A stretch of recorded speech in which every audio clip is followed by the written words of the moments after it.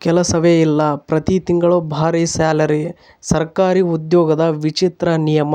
ಈ ವಿಡಿಯೋದಲ್ಲಿ ಈ ಮಾಹಿತಿಯ ಬಗ್ಗೆ ತಿಳಿದುಕೊಳ್ಳೋಣ. ಮಿಸ್ ಮಾಡದೆ ಈ ವಿಡಿಯೋವನ್ನು ಪೂರ್ಣವಾಗಿ ನೋಡಿ ಮತ್ತು ನಿಮಗೆ ಯಾವ ಉದ್ಯೋಗದ ಬಗ್ಗೆ ಮಾಹಿತಿ ಬೇಕು ಎಂಬುದನ್ನು ಕಮೆಂಟ್ ಬಾಕ್ಸ್ನಲ್ಲಿ ತಿಳಿಸಿ. ಹಾಗೆ ಈ ವಿಡಿಯೋ ಇಷ್ಟವಾದರೆ ಸಬ್ಸ್ಕ್ರೈಬ್ ಮಾಡಿ.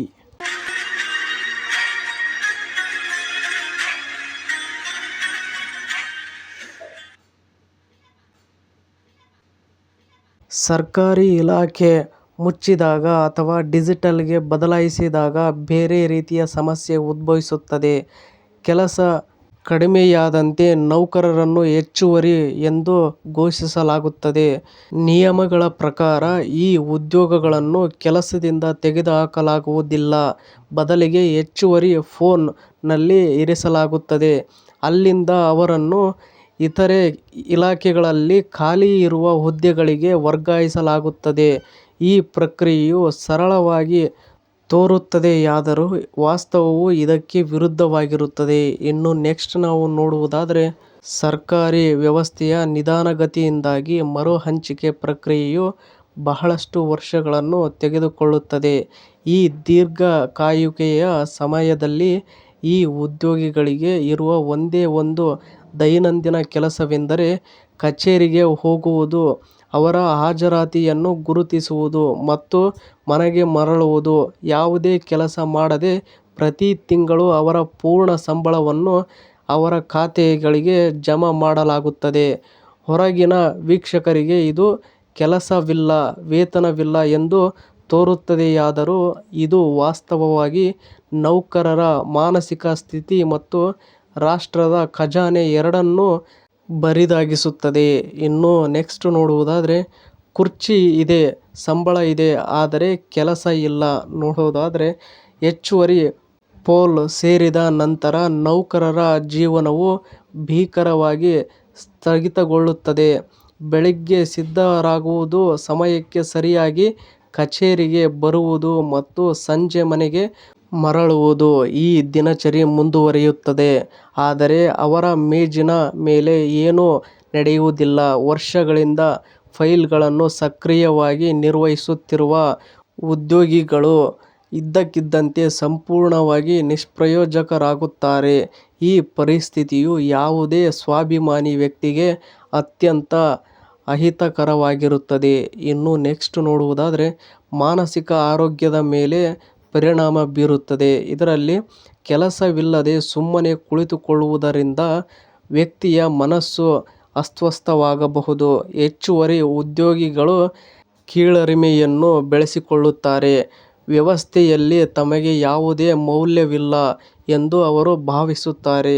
ಕಚೇರಿಯಲ್ಲಿನ ಇತರ ಸಹೋದ್ಯೋಗಿಗಳ ವರ್ತನೆಯೂ ಬದಲಾಗುತ್ತದೆ.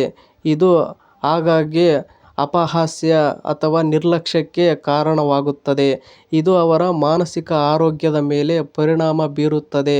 ಅವರು ಖಿನ್ನತೆ, ತೀವ್ರ ಆತಂಕ ಮತ್ತು ನಿದ್ರಾಹೀನತೆಯಿಂದ ಬಳಲಲು ಪ್ರಾರಂಭಿಸುತ್ತಾರೆ. ಒಂದು ಕಾಲದಲ್ಲಿ ಹೆಮ್ಮೆಯ ಮೂಲವಾಗಿದ್ದ ಕೆಲಸವು ಮಾನಸಿಕ ಹೊರೆಯಾಗುತ್ತದೆ. ಇನ್ನು ನೆಕ್ಸ್ಟ್ ನಾವು ನೋಡುವುದಾದರೆ, ಸರ್ಕಾರಿ ಖಜಾನೆಗೆ ಕೋಟಿಗಟ್ಟಲೆ ನಷ್ಟ. ಒಂದೆಡೆ ನೌಕರರು ಮಾನಸಿಕ ಒತ್ತಡದಿಂದ ಬಳಲುತ್ತಿದ್ದರೆ, ಮತ್ತೊಂದೆಡೆ ತೆರಿಗೆದಾರರ ಹಣ ವ್ಯರ್ಥವಾಗುತ್ತಿದೆ. ಯಾವುದೇ ಉತ್ಪಾದಕತೆ ಅಥವಾ ಉತ್ಪಾದನೆ ಇಲ್ಲದೆ ಈ ಉದ್ಯೋಗಿಗಳಿಗೆ ಪ್ರತಿ ತಿಂಗಳು ಕೋಟ್ಯಾಂತರ ರೂಪಾಯಿಗಳ ಸಂಬಳ ಮತ್ತು ಭತ್ಯೆಗಳನ್ನು ನೀಡಲಾಗುತ್ತಿದೆ. ಇದು ಸರ್ಕಾರಿ ಖಜಾನೆಗೆ ನಷ್ಟ. ಅಭಿವೃದ್ಧಿ ಕಾರ್ಯಗಳಿಗೆ ಅಥವಾ ಹೊಸ ಉದ್ಯೋಗಿಗಳನ್ನು ಸೃಷ್ಟಿಸಲು ಬಳಸಬಹುದಾದ ಹಣವನ್ನು ಆಡಳಿತಾತ್ಮಕ ಸಡಿಲತೆ ಮತ್ತು ನಿಧಾನಗತಿಯ ಫೈಲ್ಗಳಿಂದ ನಿರ್ಬಂಧಿಸಲಾಗಿದೆ. ಇನ್ನು ನೆಕ್ಸ್ಟ್ ನೋಡುವುದಾದರೆ, ಮರುಹಂಚಿಕೆ ಪ್ರಕ್ರಿಯೆಯು ಏಕೆ ನಿಧಾನವಾಗಿದೆ ನೋಡುವುದಾದರೆ, ಹೀಗಾಗಿರುವ ಈ ವರ್ಗಾವಣೆ ಅಥವಾ ಮರು ಹಂಚಿಕೆ ಏಕೆ ವರ್ಷಗಳನ್ನು ತೆಗೆದುಕೊಳ್ಳುತ್ತದೆ ಎಂಬ ಪ್ರಶ್ನೆ ಉದ್ಭವಿಸುತ್ತದೆ. ಇದರ ಹಿಂದಿನ ಕಾರಣ ವಿವಿಧ ಇಲಾಖೆಗಳ ನಡುವಿನ ಸಮನ್ವಯದ ತೀವ್ರ ಕೊರತೆ. ಒಂದು ಇಲಾಖೆಯಿಂದ ಇನ್ನೊಂದು ಇಲಾಖೆಗೆ ವರ್ಗಾವಣೆಗಳು ಹಲವಾರು ಕಾನೂನು ಮತ್ತು ಆಡಳಿತಾತ್ಮಕ ಔಪಚಾರಿಕತೆಗಳನ್ನು ಒಳಗೊಂಡಿರುತ್ತವೆ. ಇದಲ್ಲದೆ ಕೌಶಲ್ಯಗಳು ಮತ್ತು ಹೊಂದಾಣಿಕೆಗಳಲ್ಲಿ ಉದಾಹರಣೆ ನೋಡುವುದಾದರೆ, ಹಳೆಯ ಉದ್ಯೋಗಿಗಳ ಅರ್ಹತೆಗಳು ಹೊಸ ಇಲಾಖೆಯ ಕೆಲಸಕ್ಕೆ ಸೂಕ್ತವಾಗಿವೆಯೇ ಎಂದು ನಿರ್ವಹಿಸುವುದು.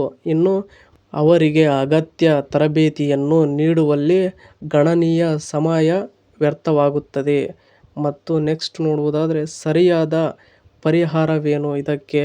ಈ ಡಬಲ್ ನಷ್ಟವನ್ನು ತಪ್ಪಿಸಲು ಸರ್ಕಾರವು ತ್ವರಿತಗತಿಯ ಡಿಜಿಟಲ್ ಮರು ಹಂಚಿಕೆ ವ್ಯವಸ್ಥೆಯನ್ನು ಸ್ಥಾಪಿಸಬೇಕು.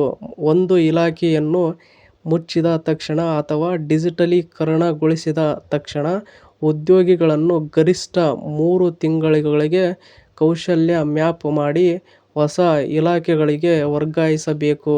ಅವರ ಬಿಡುವಿನ ವೇಳೆಯಲ್ಲಿ ಮರುಕೌಶಲ್ಯ, ಹೊಸ ತಂತ್ರಜ್ಞಾನವನ್ನು ಕಲಿಯುವುದು ಕುರಿತು ಕ್ರ್ಯಾಶ್ ಕೋರ್ಸ್ಗಳನ್ನು ಅವರಿಗೆ ನಡೆಸಬೇಕು. ಇದರಿಂದ ಅವರು ನಿಷ್ಕ್ರಿಯ ಸಮಯದ ಕಾರಣದಿಂದಾಗಿ ಖಿನ್ನತೆಗೆ ಒಳಗಾಗುವುದಿಲ್ಲ ಮತ್ತು ಸರ್ಕಾರಿ ಹಣವನ್ನು ಪರಿಣಾಮಕಾರಿಯಾಗಿ ಬಳಸಲಾಗುತ್ತದೆ.